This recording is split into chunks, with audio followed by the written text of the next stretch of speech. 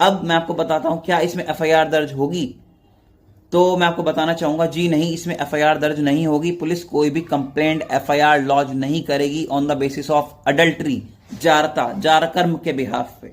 तो क्या कर सकते हैं आप?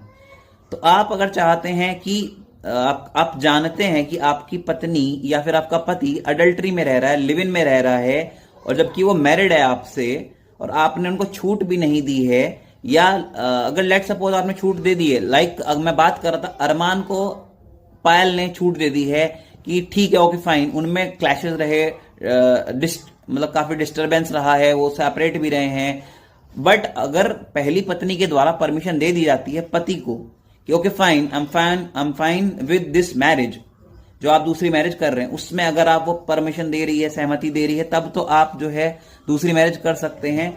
बट अगर वो परमिशन नहीं दे रही है तो on the basis of that, मैंने बताया आपको जारता, तो इस जारता के बेस पे क्या हो सकता है, इस जारता के बेस पे आप तलाक ले सकते हैं। यू हर्ड मी करेक्ट, आप इस जारता के बेस पे on the basis of adultery you can file divorce petition in your district family court।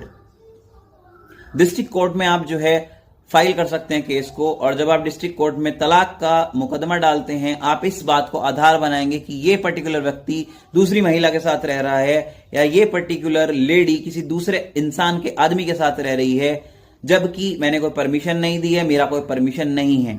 कानूनी अगर बात करूं, हिंदू मैरिज एक्ट के हिसाब से दूसरी मैरिज पहली पत्नी या पहले पति के रहते हुए इनवैलिड है, जीरो है, शून्य है। बट प्रैक्टिकली बहुत कुछ चल रहा है, प्रैक्टिकली यहां बहुत कुछ हो रहा है, इस कानून में बहुत कुछ लिखा गया है, बट प्रैक्टिकलिटी में बहुत कुछ अलग हो रहा है यहां पे।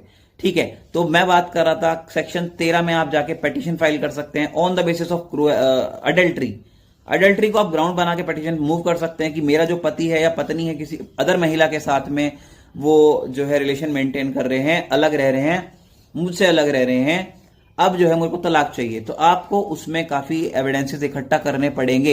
ये नहीं कि आपने देख लिया, आप वर्बली कह दिया मेरा पति जो है किसी के साथ लग रहा है और आपके पास में कोई एविडेंस है नहीं और आपने जाके केस कर दिया, तो देखो भाई 2-3 साल आपके बर्बाद हो जाएंगे और आपका केस जो है डिसमिस हो जाएगा, तो कोई लाभ नहीं है। तो अगर आपके पास एविडेंस है तो आगे बढ़ें, आप जो है तलाक पिटीशन फाइल कर सकते हैं on the basis of adultery.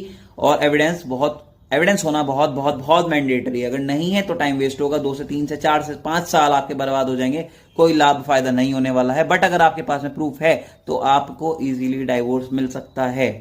तो ये वीडियो अगर आपको अच्छी लगी हो तो चैनल को लाइक करिए, वीडियो को शेयर करिए और चैनल को सब्सक्राइब भी करिएगा। थैंक यू, शुक्रिया सो मच फॉर वॉचिंग।